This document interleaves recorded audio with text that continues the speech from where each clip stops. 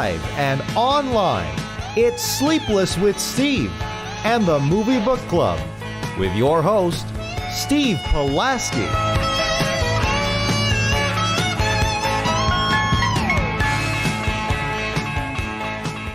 Back and better than ever. Did you miss us? We surely missed you. It is Sleepless with Steve, live on YouTube for the first time in, I want to say, 3 weeks almost. I want to say 3 weeks. I got to give credit where credit is due in terms of these two guys for being patient. Long story short, I've uprooted my life yet again. New state, new city, who dis? And that's why the background looks different. You are not subjected to see my entire kitchen and a wide-angle lens view of my whole apartment. An Aquaman. An Aquaman. Yeah, I haven't hung any posters yet. I haven't hung any of my movie posters quite yet, which is shocking for me. But yeah, I completely forgotten the Kingsman. I think the Kingsman was up there for a couple weeks. Yeah. Took the hiatus. But yeah, I'm all right in the great state of Iowa. And the great state of Iowa now is where I reside. I just keep moving further and further west, looking for opportunity with the hope one day I can come back east, truthfully. But it's been good, and I give credit where credit's due to Joe and Dom for being patient with me these last couple of weeks, being very receptive. One show in only a month's time. The other show we took off the week before we reviewed Jackass Forever, which was our last review. That was car trouble on my end, so that was just a total cluster cuss and a half. For me, but new digs, new city, and I'm ready to get going because I miss these two gentlemen, and it's I can only hope 2022 because I already have another friend who's going to be moving as well. I can only hope for you two as well that 2022, you don't have to move to Iowa or anything like that, but I hope 2022 is the year of money moves for all of us. I really do. Money moves, big moves, career moves, upward mobility, live up to the Jeffersons theme song, and that's my little pre-show opening right there. Dom, how are you today?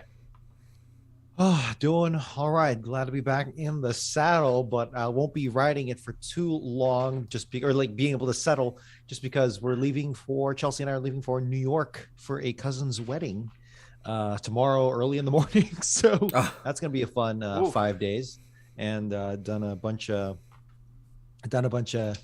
I have to prepare for a vacation at work, and it's so it was a lot of extra work to get off of work. But regardless, it's looking good, and I've already been to New York 3 times actually for separate reasons: school trip, family trip, and the college trip for the IBS Awards, the Irritable Bowel Syndrome Awards, back in college. But this time it's going to be for a cousin's wedding, and I can't wait to head back. This time we're going to Queens because that's where they reside. So Queens, New York. I've actually never been. I will see if I had a good joke. Be careful. Kevin James. We'll see if Kevin James will do it justice. If I Venmo you the money and you have extra time, can you find me a New York Jets shirt? A New York Jets shirt? Okay. Yeah, I was gonna think whenever somebody goes somewhere, I want a sports team shirt. I got a coworker going to Arizona. I asked him for a Suns shirt. What's your shirt size? Large. Large? I like room. Okay. I like room. I like room. I don't care what it looks like. I don't care the color, green, gray, whatever the hell you find. Preferably not black. I excuse myself. But yeah, if you could pick me up a large Jets shirt, not a jersey, a shirt. I don't want a jersey. Gotcha. I would appreciate that. And I will Venmo you the money and you can ship it out. But Joe, how are you today, man? I was going to say, do you want a Giants shirt from Dom? No, I'm good, man. I got a Giants hat over there somewhere that I haven't worn in years because they've been terrible. But no, I've been doing good. I'm not going anywhere anytime soon. I'm finishing up my first class right now for my MPA program. I'm currently sitting at a 94, so I hope I keep that going when I take this final come Friday, and we'll see what happens there. And Dom, I'm just gonna give you a heads up. I hope you don't see those parachuting spiders when you're on the East Coast, because that would be terrifying to see. Bring one of those home too. I'm good. I literally read that article today, and I was like, man, if I was on the East Coast and that literally landed on my hood, I would probably take my seatbelt and just start tying my neck until I couldn't see no more. Hopefully they parachute with, and they have like oil in them so the gas prices can go down. No, man. Can I just say real quick too? I went to the gas station today, and these are things I could have paid for and saved money than filling up my tank. I could have bought a $60 video game. I could have bought probably a dinner for two. I could have bought like 2 IMAX tickets. I was making a list in my head as it was like pumping. I'm like, as soon as it went past the price point, I'm like, okay, I could have bought that and saved some money. I'm about to just start riding my bike or like take an electric scooter now or get like one of those hoverboards to get to work now. I said on the radio today during my show, I said, we're all going to be hot this summer. It's going to be great. And we're all going to be in great shape because we're going to start biking because of these outrageous gas prices. Honestly. Oh, you think Americans are going to start biking? How optimistic of you, sir. No, this gas price sucks. Here, the last thing we'll say before we segue into the show, because we have one big movie and a topic to talk about. Can I just say this hilarious thing I saw on Twitter months ago and it hasn't left my mind? And this is now that gas prices are outrageous, I can say this. There was a tweet that said and it went viral. It was like, I don't want to seem dumb, but how does the gas pump know to stop pumping? How does it know to click off when the tank is full? Yeah. And the best response, there was a scientific explanation I didn't read, but the best response was the gas elf gets full and stops sucking. That's pretty good. And that is my favorite explanation. I filled up on Monday and my Honda was like $70. And I was like, oh, gas elf got full right when it hit 70, didn't it? There was actually a semi-broken pump near the gas station near me, and when I of course I chose it, and it stopped. It couldn't hold the. It couldn't go. So it would like go for like 2 seconds and then it would stop. It's like, oh, okay, I just got to hold it down because maybe the thing isn't working. No, even if I hold it down manually with my hand, it's just stopping. And I'm like, oh shit, did Putin hack the gas pump? No, I'm kidding. But like, I actually thought it was like an emergency, like rationing measure. Like, oh shit, is this what it was like in the 70s during the gas crisis under Carter? I'm like, are we doing that right now? No, the pump was just broken, but still, I don't know. It's I've thought about. I'm too much of a baby, and I always get unleaded, and I'm so much of a baby. But I look at it, and I'm like, this ethanol is like 40 cents cheaper. It'll work, won't it? Like, how ethanol is always the cheapest option. Yep. Some gas places. I'm like, would this work? Then I get starts black smoke out of my car and everything. I've been too scared to try anything else. But yeah, these gas prices suck, to say the least. And they're not getting any better either. I got news for you. They're not getting any better. Lesson here. Renewable energy is a geopolitical security issue. Keep that in mind. It's not just to love your earth. Indeed. Dom always dropping that knowledge too, because he's right. He's right like a 90-degree angle. Moreover, though, we got a big movie to talk about, and that's what I like. We're not coming back and reviewing. I don't even know. We're not coming back and reviewing like a seldom seen or some movie that bombed. We're not coming back and reviewing Dog, okay? And I like that movie, but we're not coming back and reviewing something small. We're going big time. Made $134 million. They actually adjusted it. They said $128 million. Then they said it was $134 million. So there's a good chance you saw this damn thing despite its 3-hour length. It is The Batman. The third iteration of Batman in the last 20 years, I believe. I think I'm right on that. Third actor, at least, playing Batman this decade. Robert Pattinson steps into the role of the Dark Knight for this long movie that hopes to start something of a franchise, kind of a revival, almost a rebrand a little bit for the character, because Ben Affleck never did get his standalone Batman. He was attached to this movie for the longest time, but it dropped out. I think he had a number of conflicts with it. But Robert Pattinson steps in the role of the Dark Knight. Paul Dano as the Riddler. My God, I can't wait to talk about him. And as good as Robert Pattinson is, I don't think he's the best actor on screen. I'll say that right now. We'll dive into that, though, coming up. And, of course, you got Zoe Kravitz as Catwoman. Finally, they got Catwoman right on screen, in my opinion. They finally did something with her character. She wasn't useless. This was a very good movie. I'm going to say that off the bat. And And I mean, it's gotten high praise. That doesn't sound like a controversial take. I just wasn't super jazzed about seeing this thing. I really wasn't. I can't lie. I wasn't loathing it, but I wasn't super pumped to see it. But emerging from it, though, this thing is cut from a very similar cloth as Joker. And it's very, very good. What say you, Joe? I mean, I was going to say, I mean, like, when this movie was coming out, and we saw, like, as it was leading, I was like, okay, we're getting another Batman movie. The only thing that had me interested about this movie was the cast and the director. I was like, I like Matt Reeves. I think he's a great director. Yep. I'm like, and the cast seems solid. But, like, you know, again, I'm just like, so I'm getting another Batman film. It's going to be another retelling from him from the start. All right, it's going to be dark. It's going to be gritty. They're not doing the fantastical stuff, so they're keeping it grounded like they always do. All right, it's going to be 3 hours long. Okay, all right. You got the biggest uphill battle. And, I mean, I don't want to give away too early, but here I go. No, yeah, this movie was awesome. This was, I mean, I went in, like, you know, I heard the reviews and everything, and I was like, all right, I'm seeing, like, you know, some good positive reviews. Okay, I'm seeing a lot of 4-star reviews. Okay, that's a lot of 5 out of 5s. That's a lot of 10 out of 10s. That's pretty surprising to see. And then I'm not there with the movie because, like, you know, again, it's just, I'll get into my criticisms later, but, like, this is a damn good movie, man. I mean, this is, like, honestly, this is so nice to get from DC because lately they've just been kind of dropping the ball for me lately. Because even the Suicide Squad, like, I love the Peacemaker show. I think Peacemaker, the show, is great. I thought James Gunn's Suicide Squad, it's good, but I don't know, I just expected something better from it just because I know who the director is and everything. But then we get to Wonder Woman 1984, we get to Zack Snyder's Justice League, and if you want to know how we feel about those movies, just go look at Dom's War Stuff list from last year. Yeah, for sure. So it was good to finally get something that was just like, oh damn, like you guys actually like, you're not here to like really start a franchise, even though some people are saying that because this will be getting spin-off shows and everything.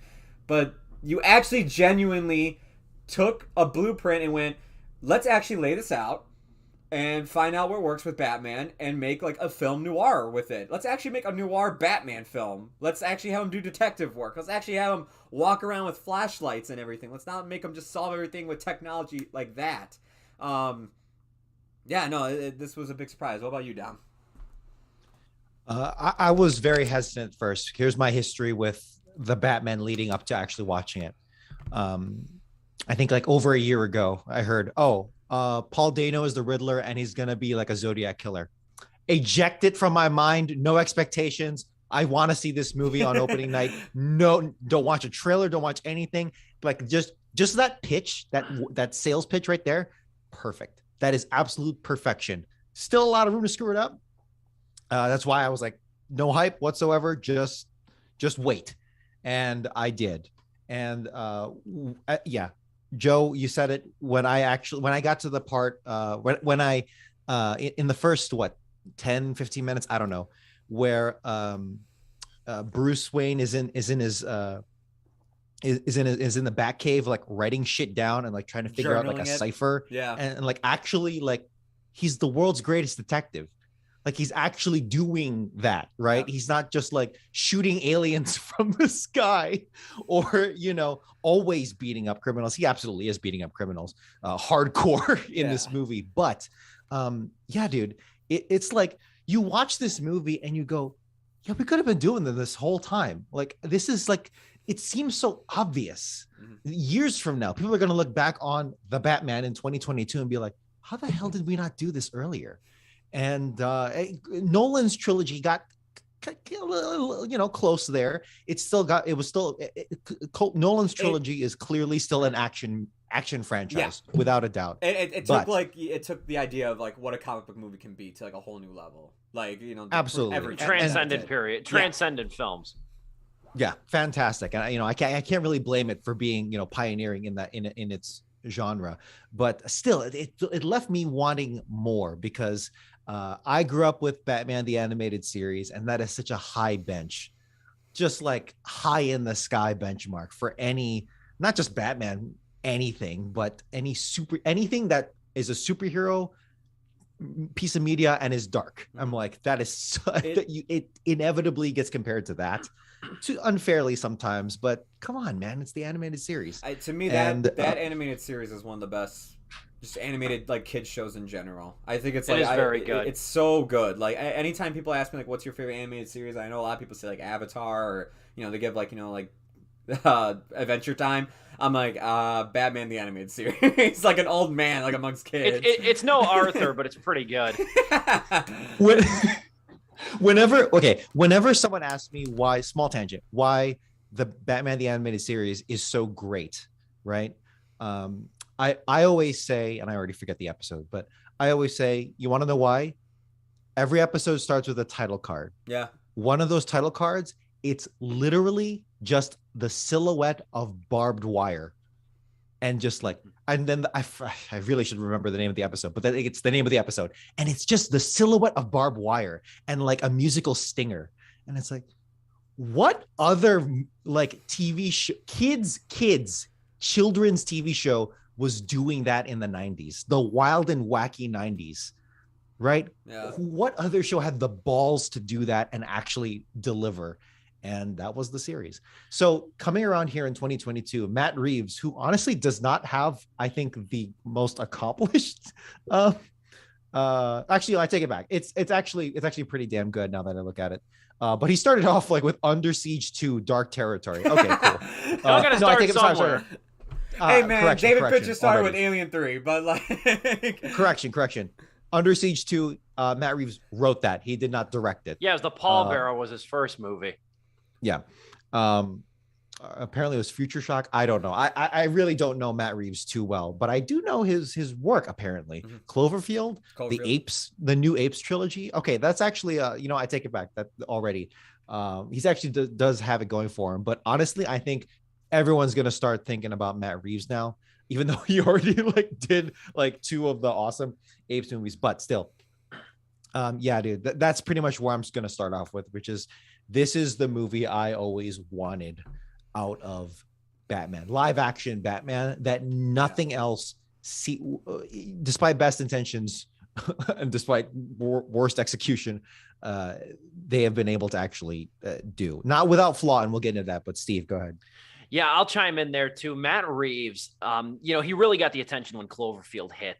And then he went on to do that remake, the American remake of Let the Right One In, called Let Me In, the Swedish movie. And that didn't do, I think that did pretty well, but it just wasn't really that receptive because I think it came a year after Let the Right One In came out. And that was a huge movie back in 2008, 2009 for a Swedish horror movie. But then he did the Planet of the Apes sequels, and he has been, I've always thought, a very slept on blockbuster director in terms of somebody who really is careful. I think he's number one. I think he's very choosy with his projects. And number two, I think he's a craftsman at heart. Yeah. I think that he's somebody who doesn't get handed like $200 million and always looks to blow shit up. I think he's somebody, and he co-wrote this with Peter Craig, the Batman. He's somebody who I don't think wants to do a movie unless there's a really meaty, interesting story attached to it. And that's what I think makes him really, really different than a lot of other blockbuster directors. It really feels like a parallel to Villeneuve in that sense.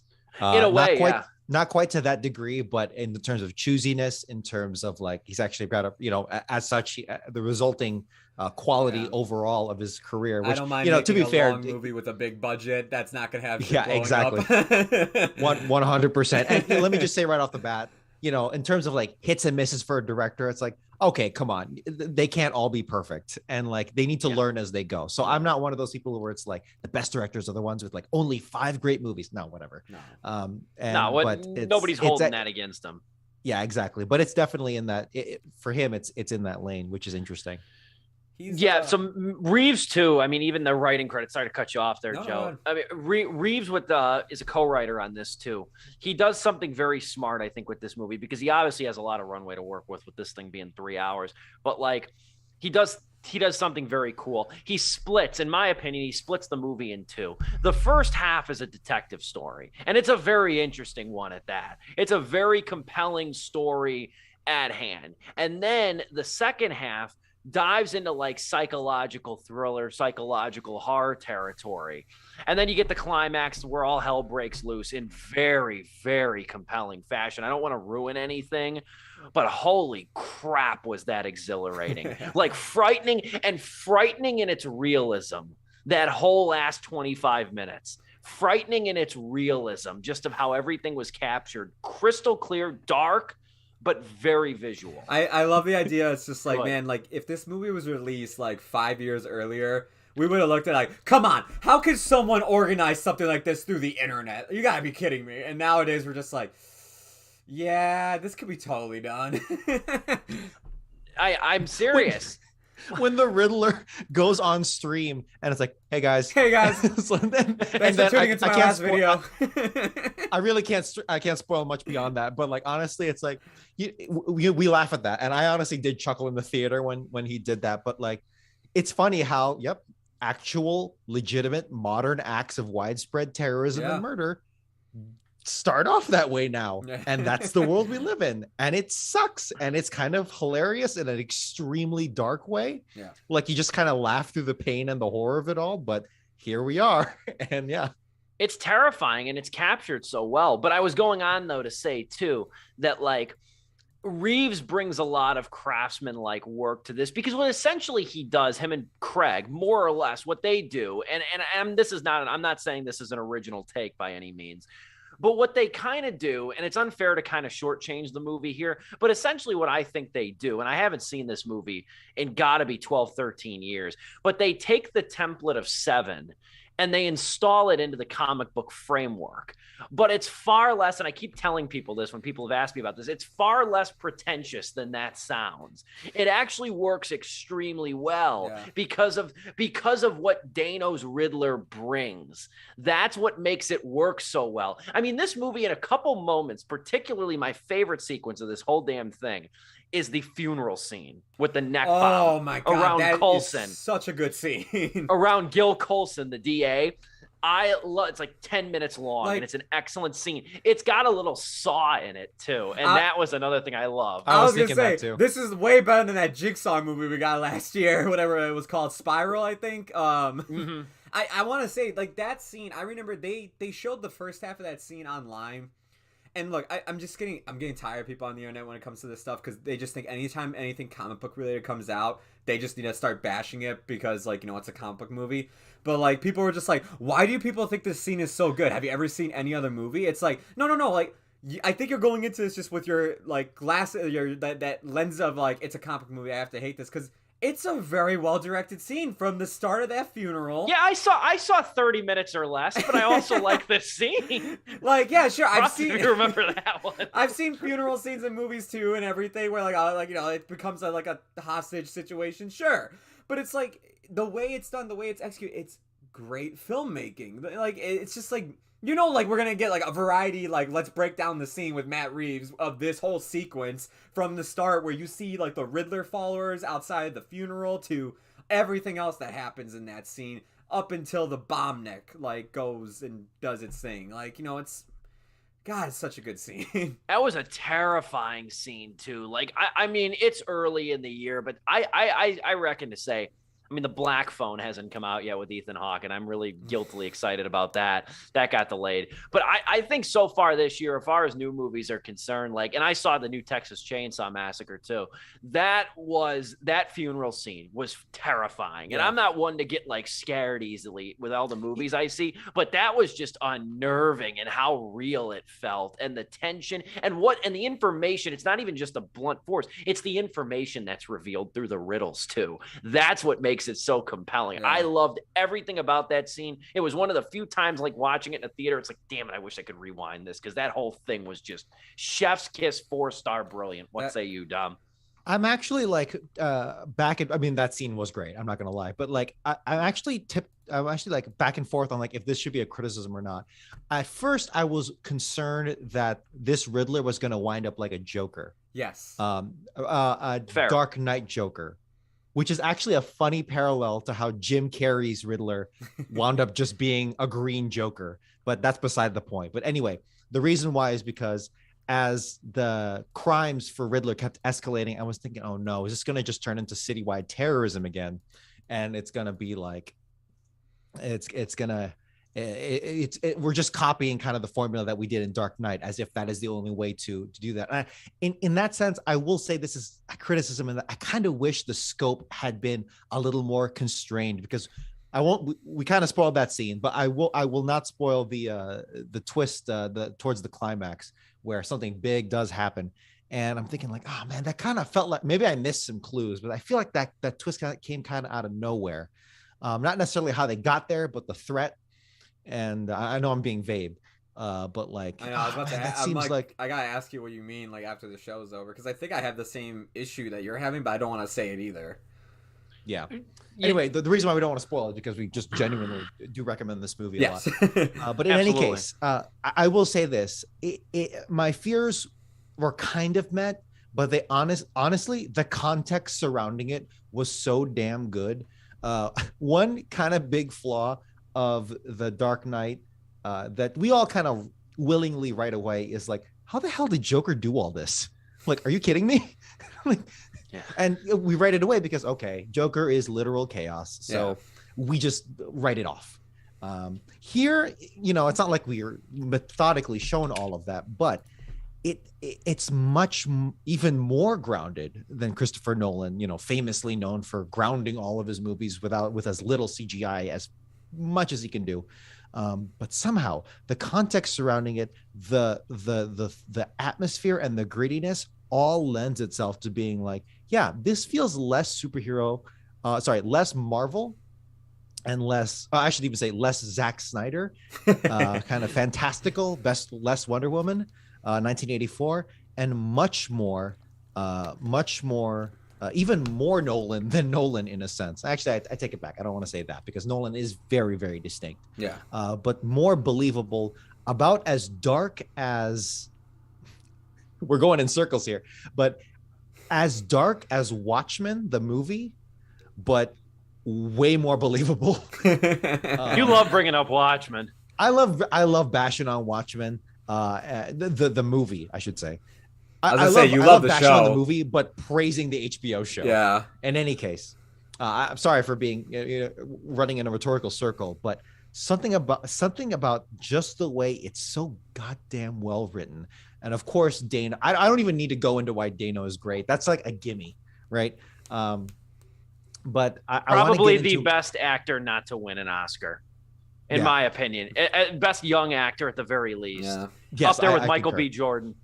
Mm-hmm. And I want to get into it after the break about Batman / Bruce Wayne's character arc here, which is just fantastic, and also how Catwoman aids that so well. Oh, man. But in terms of, I want to finish up on the atmosphere here. It is top notch. This movie took its time. It strategically cut out all the things we didn't need, like the freaking origin story. Yes, and stuff like that. It pulled a Homecoming, and I love that. Yes, 100%. And it cut by strategically cutting all that shit out that we already know.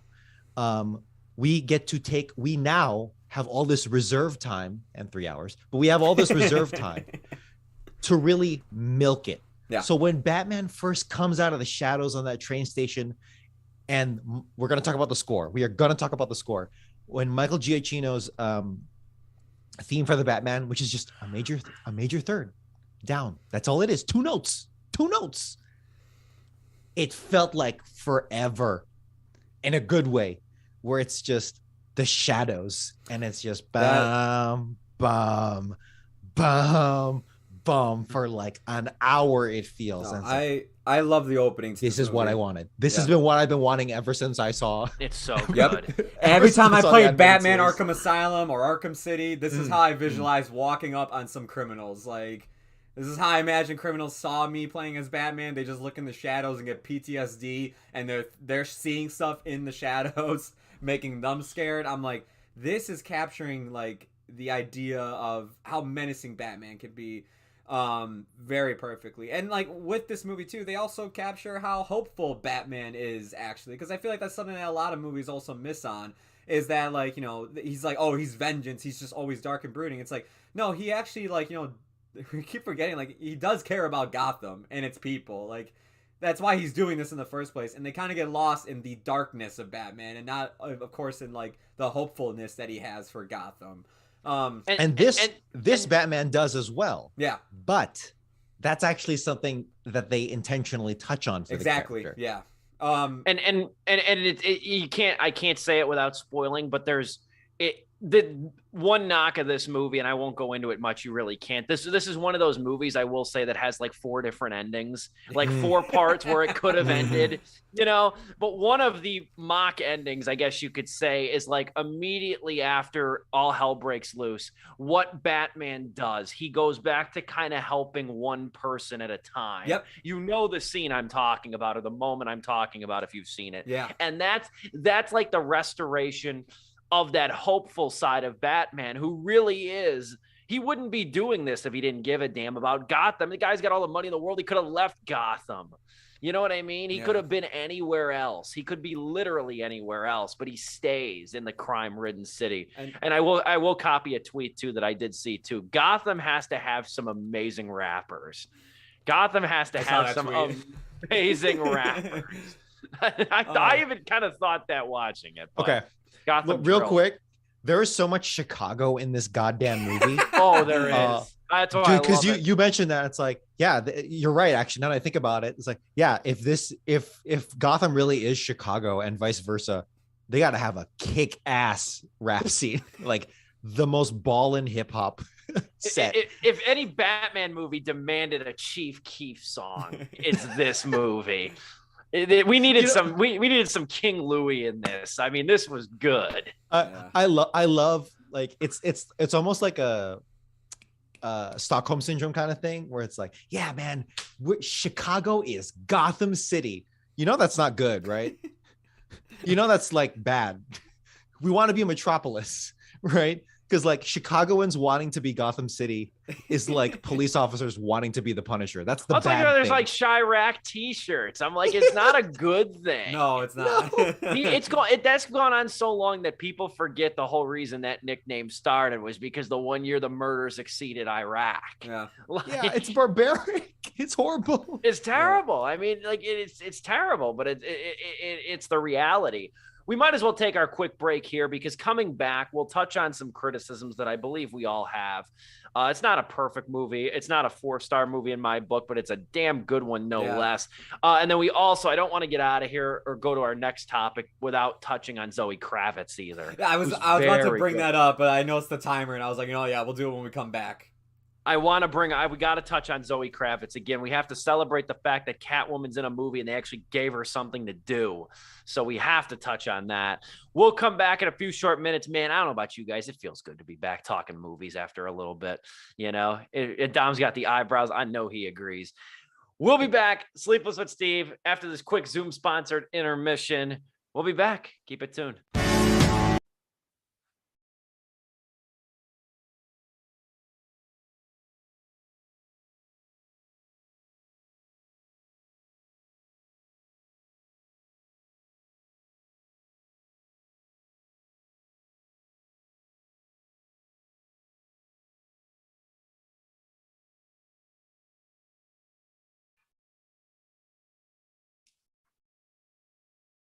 How's my video and audio quality too? Pretty good. Pretty damn good.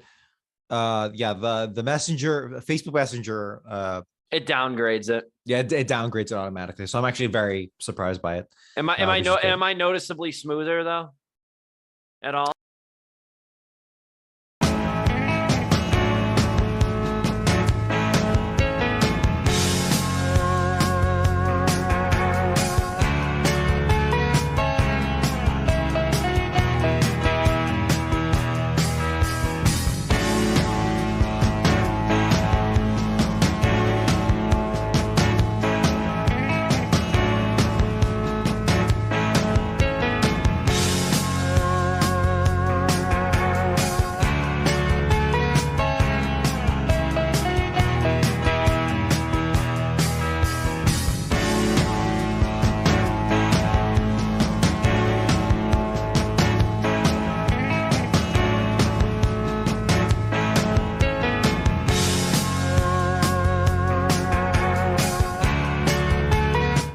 back after that Zoom-sponsored intermission. This is Sleepless with Steve, our first show in a couple of weeks, and we are hitting big with The Batman.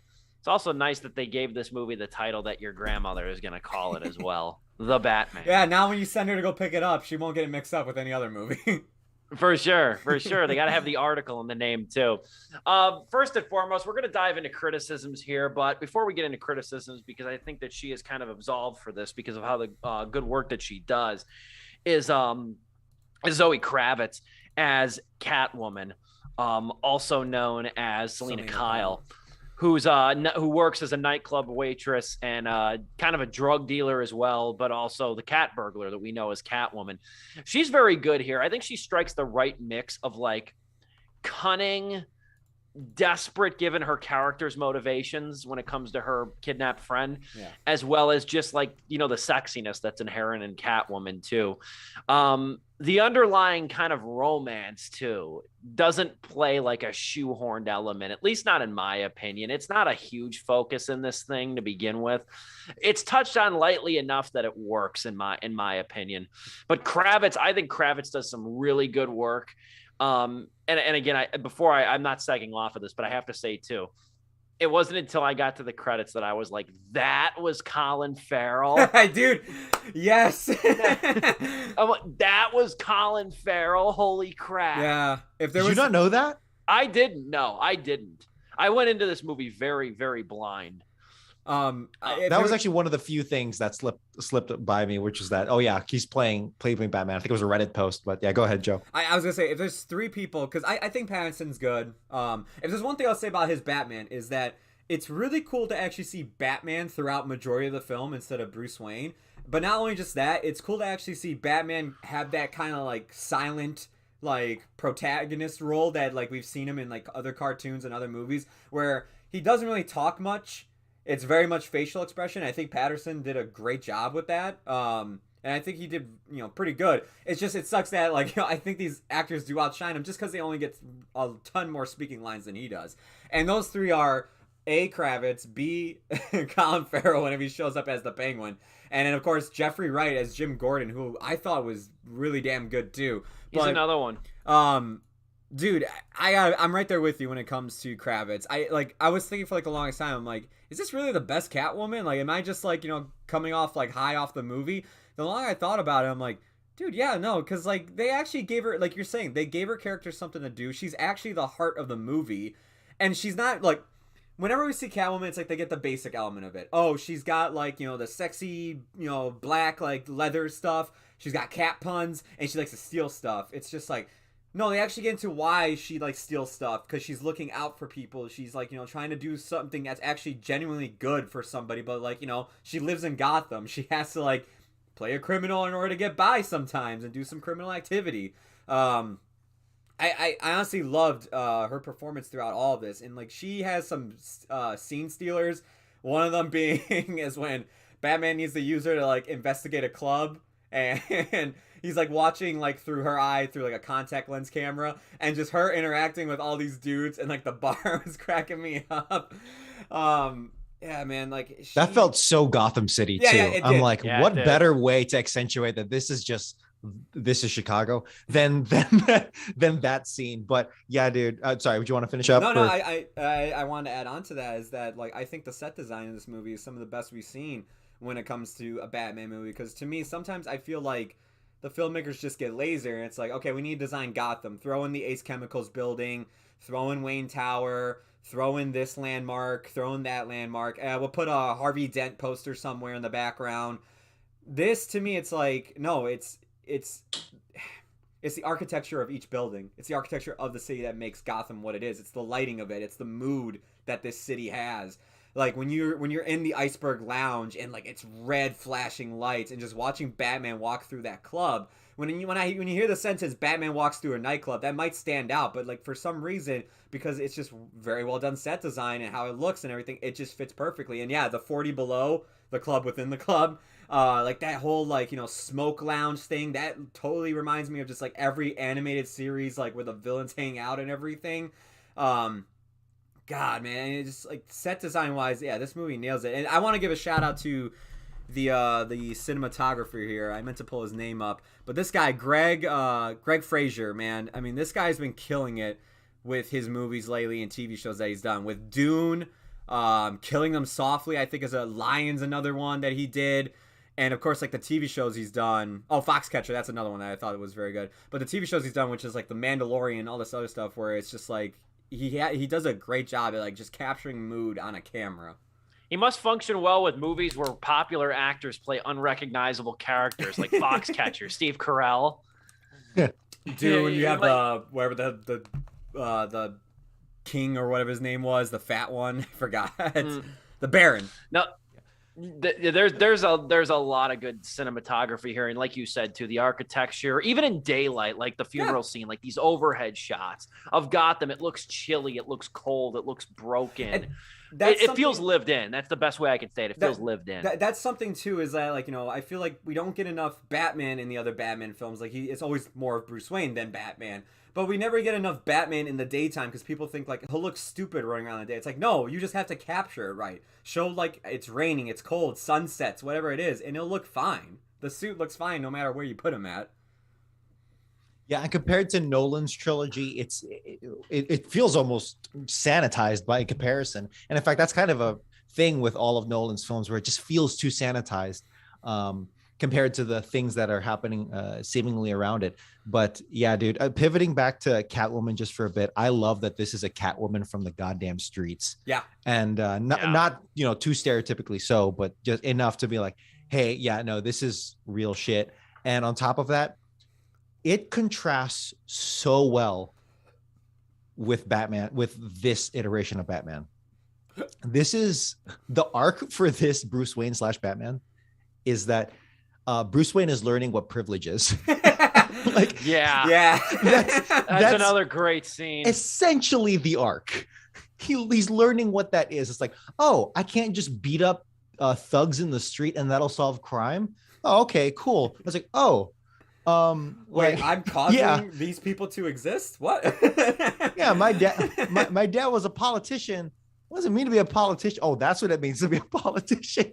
And it's accentuated. My experience as an orphan was a typical from from other orphans. Like, no, yeah, why didn't you just get your butler to do it? I'm like, he gets checked so often in this movie. Yeah, and it's really so goddamn satisfying. Every time he got checked on his privilege, I was like, yeah, that's pretty clear. And when Catwoman, there's one particular scene that a lot of people are harping on where Catwoman really where Catwoman really checks his, like, specifically white privilege. It's so goddamn good because it's like, yeah, no, that makes perfect sense. Yeah. That she's literally like been through the gutter, through the shit. Of course she's gonna have this opinion, and of course Bruce Wayne is not gonna know what the hell that was like. He's learning that 2 years into being Batman, and that is all perfect. There's one specific thing exchange where it's like, what is this?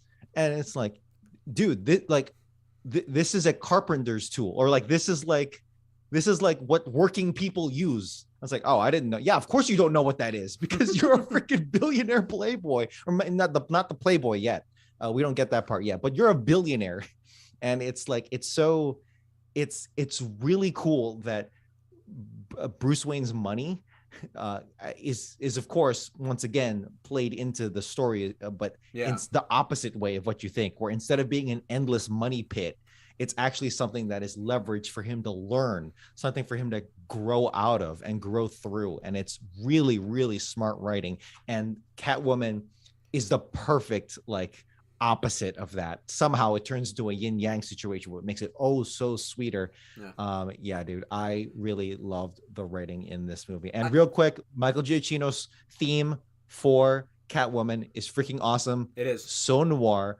The glissando string, which is when the string slides up, and it's so sweet but so really like sullen. It's like, oh dude, I that's honestly even more so than the Batman theme where it's the menacing major third downward.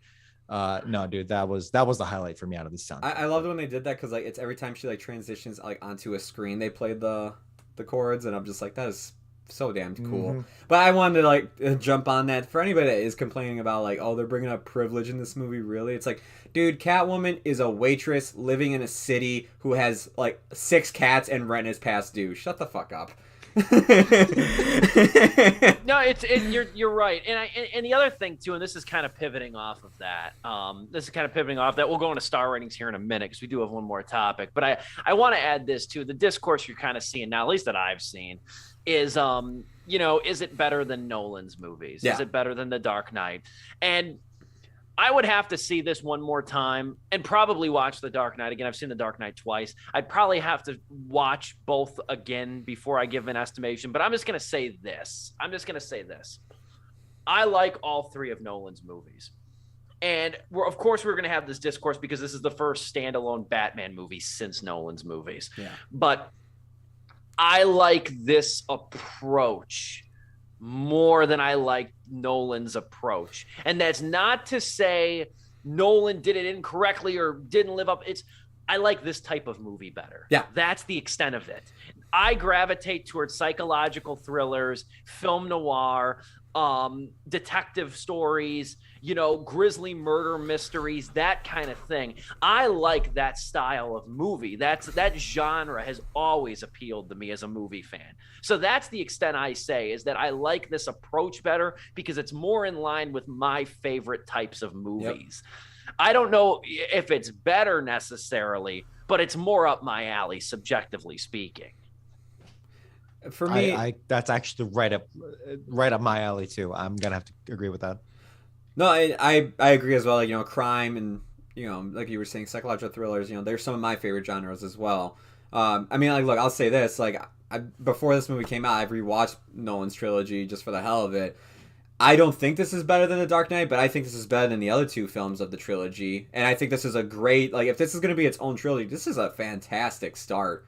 Like, if all 3 movies are to be, like, similar to this in terms of tone or what they want to do, like, to me, this is way more interesting of a trilogy overall than Nolan's trilogy right now.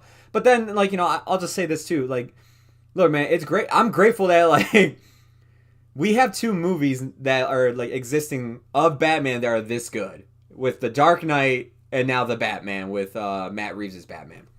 Like, it's great that we live in an age where it's just like, hey, literally a few years back, like, you had Tim Burton's Batman and then Joe Schumacher. And you tell me, like, how that went with people. It's like, look, the first standalone Batman we've had since Nolan's Batman.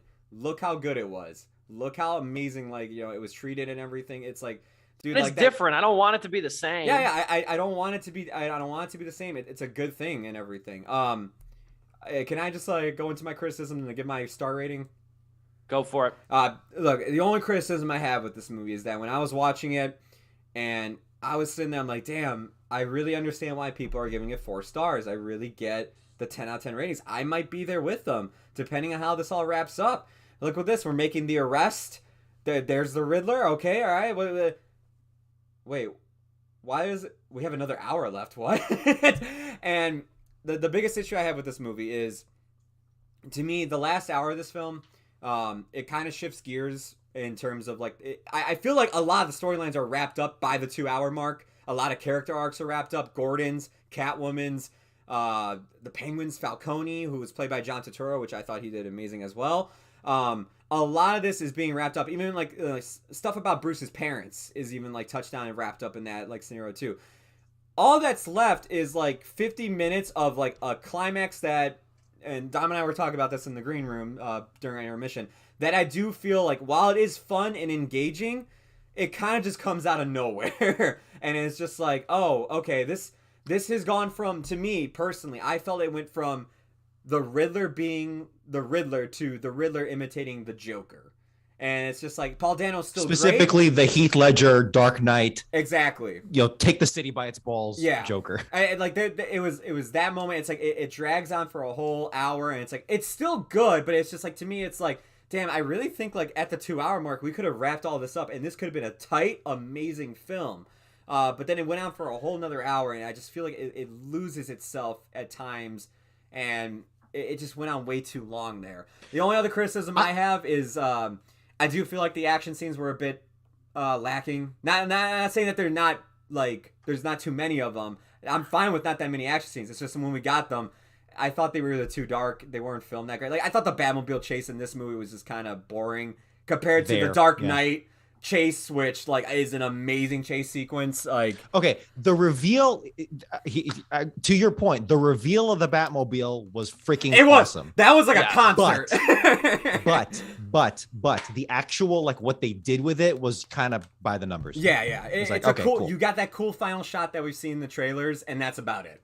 Like its opening to the chase and its closure are great. The whole 3 minutes, 4 minute chase sequence, it's kind of just by the numbers. It was like, oh, okay, there's nothing really unique about this. What if they actually just like subverted the whole thing and it's like, hey, here's the Batmobile, just crashes into the car and that's the whole chase. Hey, I would have loved it because another thing I loved about this movie, and I swear to God, I'll pass it off to you guys, is like how vulnerable this Batman is and how clumsy he is because he's like year 2 in his career. Like, I love the gliding scene in this movie. I'm not going to ruin what happens, but to me, it's just like, no, honestly, if Batman would have tried to glide off the building for like the very first time, that's exactly how it would go. That's another copycat, or not I shouldn't say copycat, but that's another, like, there's really no, like, it's indicative of this movie's like Homecoming-esque approach. Yeah. You know, like there's a realism to that. Yeah. There's a realism to that. He's making rookie mistakes just like Peter Parker did in Homecoming. Exactly. Honestly, that's the most obvious case of it. It's littered throughout the whole movie. Yeah. From like from Batman, Bruce Wayne's motivations, like overstepping, conducting himself. Yeah, exactly. Overstepping law and like his frosty relationship with Gotham PD. Joe, you didn't give your star rating. I was about to say it. It is 3.5 out of 4 stars for me. I can't wait to see what this next one is and where it goes from there. I have other criticisms. They're nitpicks and everything, and just my own personal thing, but I won't get into them because we're taking up too much time right now. Go for it, Dom. You.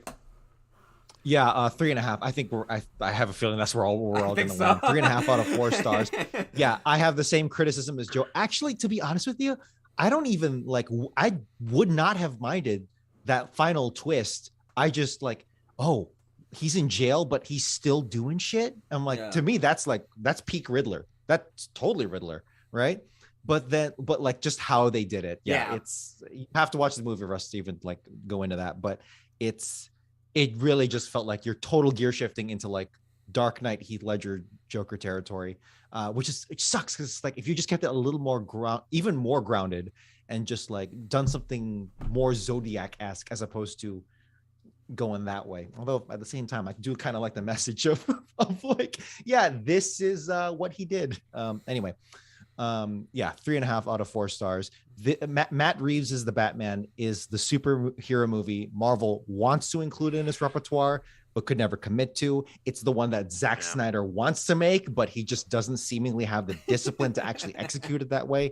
It's the one that, you know, Nolan could make if he was willing to get dirtier and even darker. It's the movie that I always wanted from a live action Batman movie ever since I saw the animated series. That's my thesis going into and out of this. And I am so happy here for it. And 100%. I just want to add on to that. It's a story that we've seen told before, but I've wanted it in a Batman film. And like what they do here, it makes it refreshing with that whole comic book character and everything. Steve, go ahead. I would say not since really the Spider-Man movies like No Way Home and not that came out super long ago, but like I can't wait. No, but like truthfully, like I'll watch No Way Home again. I'll marathon them down the road or something like that. But this I'll watch this again when it comes out to digital, because I thoroughly April 19th. Enjoyed this movie. Top to bottom, enjoyed the hell out of this movie. And I've said what I said. You can read my review at stevepulaski.com. You obviously listen to it here. I have 3 requests for the next 2 movies.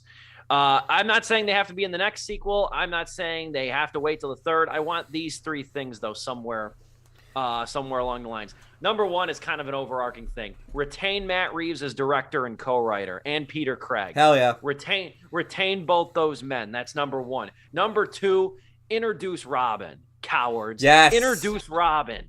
Make Robin a part of this mess too. Dude, honestly, this is like the perfect time to bring in Robin because like he's so all over the place with his early career that like somebody like to be by his side to help out would make sense. Cast Taylor Lautner as Robin. No. No, but you got to bring in Robin. You got to bring in Robin. And I don't mean for the last 2 minutes of the goddamn movie either. Bring in Robin. Number 2. Number 3, my third request, please find a role for Michael Shannon in the next 2. That's all I ask. That's all I ask. It's 3.5 out of 4 stars for me too. I thoroughly enjoyed this movie. And again, going in apprehensive, I really came away very good time at the movies. Just a really, really good time at the movies. First movie I saw out here in Iowa too. It was a good weekend. It was a good, really first full-time weekend out here as well. Honestly, so after the break we took, this was a great movie to return back to. This really was. This was a treat. It was good. It was good. We will move on to something far less consequential, bleed into Sleepless OT, but we're not going to take a ton of time on this. It was my idea to bring this thing up because it pissed me off last week on Wednesday. I woke up Wednesday morning, started my new job, and expected to come home and watch part 1 of the new Larry David documentary, The Larry David Story. And the first part of it, in true Larry David fashion, was called American Jew Boy. And I really wanted to watch this thing. And then a couple hours later, after I woke up, I saw online that Larry David abruptly pulled his own HBO documentary. Man, the kind of power you have to yield, to tell HBO the literal morning of, nah, I don't want to air this. Throw on F9 on the networks instead. He called them and he was just like, maybe not. He called one of the execs. He'd be like, I don't want to air this. Can you pull it? Can you pull it? I'd love to have the recording of this. But at first, the headline I initially saw was HBO abruptly pulls Larry David's documentary. And in the current outrage climate we live in, my first immediate thought was, what the hell did he do? Yeah, dude, I thought the same thing. Yeah. I'm like, what the hell did he do? And come to find out, though, if you read the articles and stuff, Hollywood Reporter had probably the best write-up on it. I guess I should say that if you don't know what this is, because it was promoted kind of last minute to begin with, the trailer came out mid-February, and it's called The Larry David Story. It's a 2-part documentary about Larry David sitting down with Larry Charles. If you don't know who Larry Charles is, Larry Charles has directed, I think he's the director with the most directing credits on Curb Your Enthusiasm. I think he's directed the most episodes of any director of that show. Robert B. Weed's another one, but Larry Charles is one of the primary directors. Larry Charles also directed Borat, Bruno, and The Dictator as well as Bill Maher's documentary Religulous. So Larry Charles is a very good comic director. And he sits down with Larry Charles to kind of reiterate his life story. And in true Larry David fashion, too, the trailer, I don't think it opens, but in the middle of the trailer, Larry David just goes, I'm one big fraud. I'm one big fraud. And it looked good. It looked like a very intimate, candid. You don't really get Larry David candid very often either. So it looked really good. Anybody who's a fan of Curb, Seinfeld, I think would like it. It looked to be that way. He abruptly pulled it, and now he wants to do this in front of an audience, and that's all HBO documentaries really said about it. He said Larry has decided he wants to do it in front of an audience. Stay tuned for more info. There's no word. I don't know if this thing's going to see the light of day. I don't. I mean, at this point, if he's going to do it in front of an audience, and Larry David, correct me if I'm wrong, I don't know if any of you two would know, I don't think Larry David's done stand-up or a one-man show in many, many years. Not saying he can't do it, but he hasn't done that in years. So he must have had divine intervention or an epiphany moment or something. This is interesting, though, and I feel like this kind of got swept under the rug because this thing was not promoted very much. Again, the trailer dropped, I want to say, the 10th of February or something. So there was not much runway for this thing to really have to garner any kind of real tangible hype. But I'm curious to see what he's going to do with this. And I would assume now HBO is going to film the one-man show or something and cut it and release it. But, man, I was really looking forward to this, and it kind of pisses me off that I don't know if we're going to see this. What say you, Joe? I didn't even know about this until you brought it up to my attention. I think good. This was good. You could play smart. Oh, yeah. When I think, did you text this, before you even sent the story to the chat and everything? You texted this, as soon as you found out, right? Yeah. Oh yeah, then that's yeah. I was gonna say I found out in some group chat, but immediately, like you said, when I heard that, I was just like, ah, crap. I'm like, did he get canceled or something? Like, Larry, what did you say? And it's like, no, he just pulled it because he's just Larry David. I mean, I don't even know what he means by he wants to do it in front of an audience. Like, does he want to do a test screening? Does he just want to see how an audience likes it before he airs it on HBO? I don't even know what the hell any of that means in the first place. I am curious, what happened. I'm curious to see if this is gonna become a Curb Your Enthusiasm joke at some point, where it's just like there's like a season where an episode he's like, yeah, I know, we'll do a documentary and everything. He's just like, I don't want to do a documentary anymore or something. I don't want to do this. Yeah, I don't want to do this. So I'm waiting to see if he's gonna have like some meta joke about it within his own show. But I mean, we'll wait and see. It's just weird because, like, again, this was so like I had no idea there was a documentary coming out. I've been busy with school and everything. But when I heard about it, I was like, oh yeah, cool. And then like I woke up I think 2 days later, and it's just like, yeah, it's been canceled. And I'm like, oh, okay. So that's about where I see it. It's just I don't even know if we will ever see it. And like Larry's old, so I don't know if even if he does pass, will they actually air it, just be like, screw it, like, we're gonna air it no matter what. I think HBO would never do that because they have such a great relationship for how long he's had this amazing show with them. That's the worrisome part too. He ain't getting any younger. Yeah. Dom, send us home on this topic. I know you really need to watch a full season of Curb Your Enthusiasm. I've watched episodes here and there, and I've seen a crap ton of clips on YouTube. But honestly, that's it's something that I'm almost afraid to watch in case it doesn't live up to what I think I would love. But I just need to sit down and watch it. Let me just share this quick thing from Wikipedia that I thought I dreamt. Like this story, like I imagined this story at some point in Larry David's life, but apparently it is true. From 1984 to 1985, Larry David was a writer for NBC's Saturday Night Live.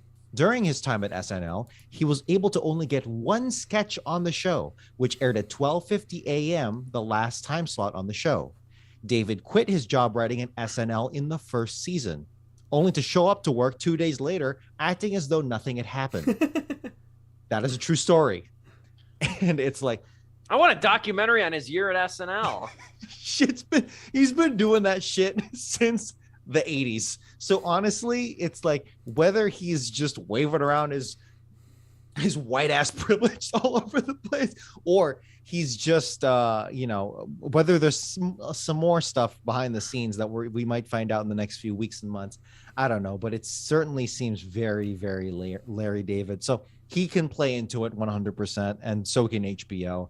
I hope it doesn't turn into anything too ugly. And at worst, I hope it's just a simple money or legal or something spat. But really, in a way, Larry David seems to be the national treasure that no one wants to admit. And he's inspired so much. So we will see how it goes. We'll put this on our list of keeping on the pulse of this. We don't break news, we sprain it. That's what it's our new tenant. Jeff Garland had a good point, though, to Dom's point, and then I'll wrap up. Jeff Garland had a good point. He said every single season, there's been 12, I want to say now, of maybe 11 or 12 seasons of Curb.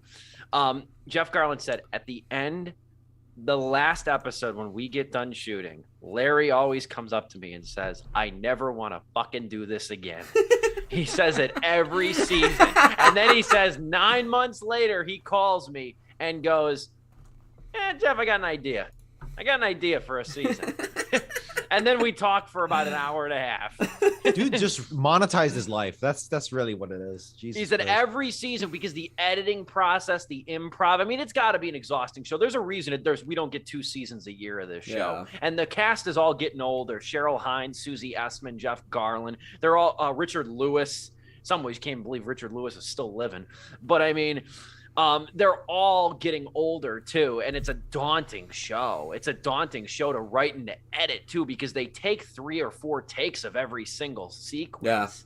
So it's a taxing show, but I'm looking forward. I hope it sees the light of day in some capacity. That's our show, though. What a great revival show. What a great comeback show right here. Sleepless with Steve. We'll be back next week. Turning Red, the new Pixar movie coming to Disney Plus. It's a shame it's not coming to theaters.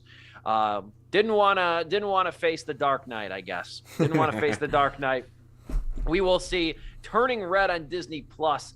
I'm really excited about this one because the only descriptions I really know of this movie so far, outside of general trailers, are it's really about puberty, PMS, and it's Pixar. So what can go wrong? This is going to be an interest. This is going to make you get in your feels. I can already sense that. The director of this movie, too, directed the short film.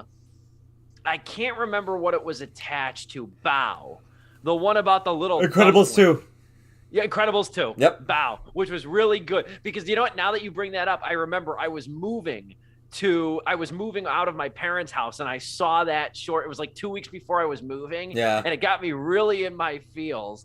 And the person I saw it with, I got like a little bit teary watching that short at the end of it, just the time in my life and everything. And I'll never forget my friend next to me just goes, well, that was fucking stupid. So I go, yeah, that was dumb. No, that was dumb. But anyway, that's our show. We'll be back next week reviewing Turning Red. I want to thank again Joe Viso working his magic, making sure this show gets on the air. And I want to thank Dominic Guanzon. Thank you both. I've talked to you off camera and off air and just privately. Thank you very much for your patience and everything for me these last couple of weeks. Good things are ahead in my life, in your lives, and also for the show as well. So can't wait to be back. Same time, same place. Live and in living color every Wednesday, 6:30 Central Time. This has been Sleepless with Steve.